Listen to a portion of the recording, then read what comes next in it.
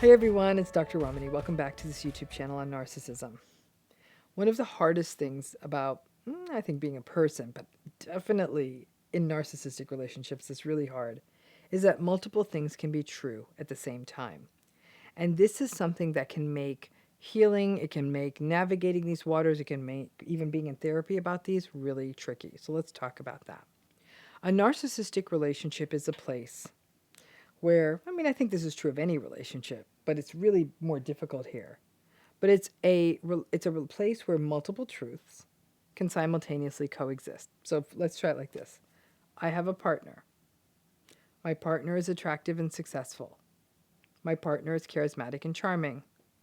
My partner is manipulative and controlling. My partner is cheating on me. I love being married and I love being part of a family.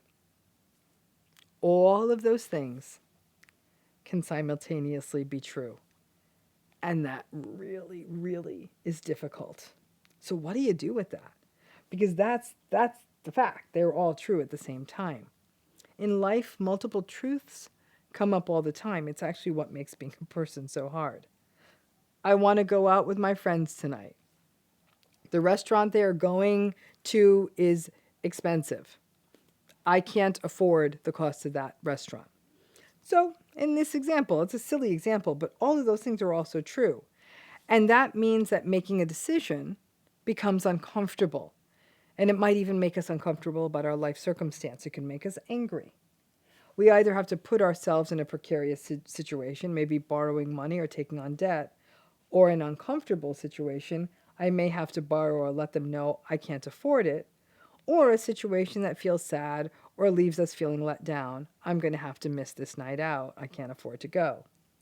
Obviously, all of this idea of multiple truths, very much relates to cognitive dissonance, because these multiple truths, especially when they don't line up, it's uncomfortable all around. So to break the tension, we may tell ourselves something that makes it more bearable.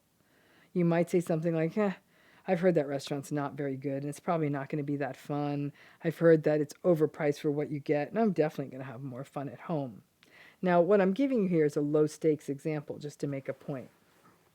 Going back to the original example with the successful, charming, manipulative, unfaithful partner for the person who likes being married, tension ensues, and cognitive dissonance would have that person most likely saying something like, all marriages are hard, or maybe I expect too much.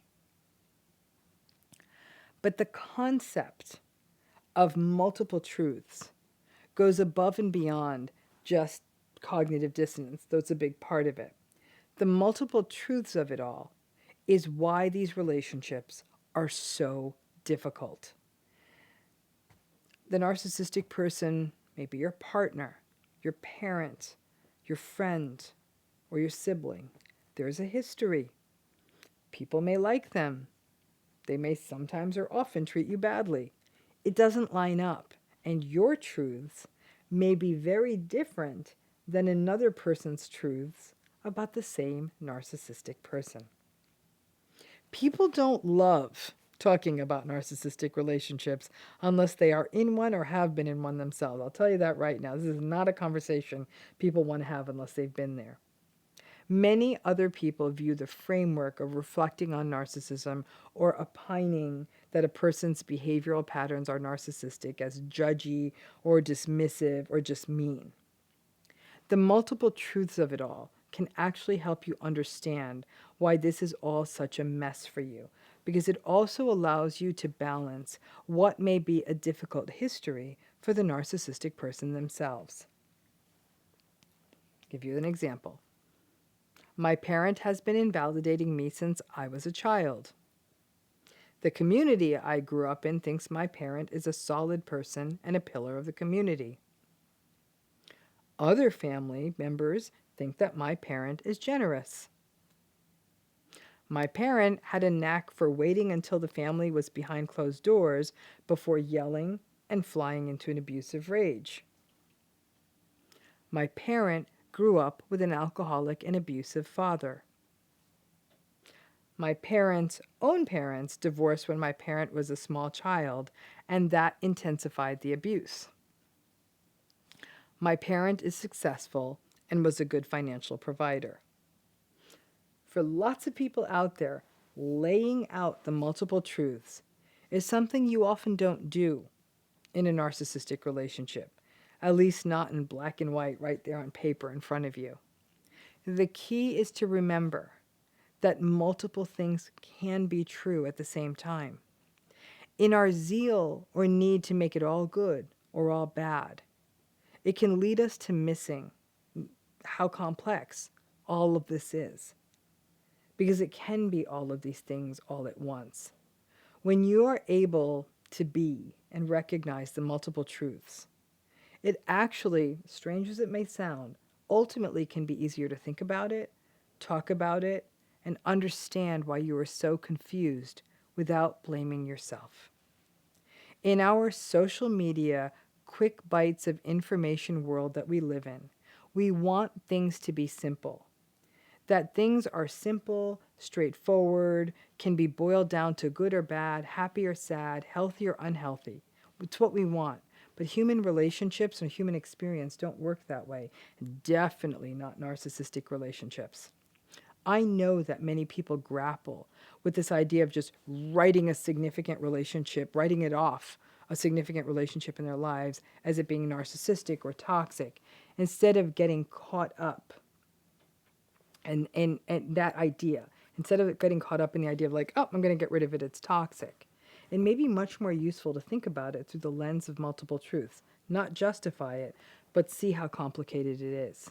I also know that many feel that by just making it about narcissism, that they may not be showing sufficient compassion to a person who's important in their lives, but also may have this kind of personality, and who may have also had a difficult road themselves.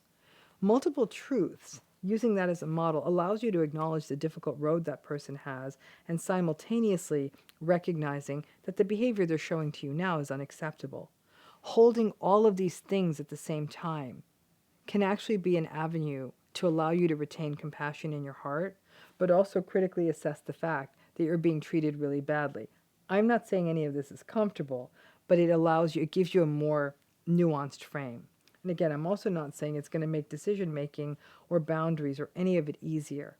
But just by being aware that lots of things that don't line up can all be true at the same time, can actually foster self-compassion, self-kindness, and allow you to recognize, no matter how you proceed, that this wasn't as simple as, whoa, this is a narcissistic relationship, I gotta go. But instead, that this is never going to be easy, and I can give myself permission to figure out what works best for me. Whether about narcissistic folks or ourselves, multiple things are true about us. But again, I think one of the big struggles in this space is wanting to make it black or white. Working through these relationships is anything but by seeing it that way and recognizing, yeah, their tough backstory is true, and the way they're treating me is also unacceptable, it can give you a minute and say, all right, I still need to figure out what's happening now, but I don't have to do something that in my heart, just writing someone off, that feels like it's not compassionate. Thanks again.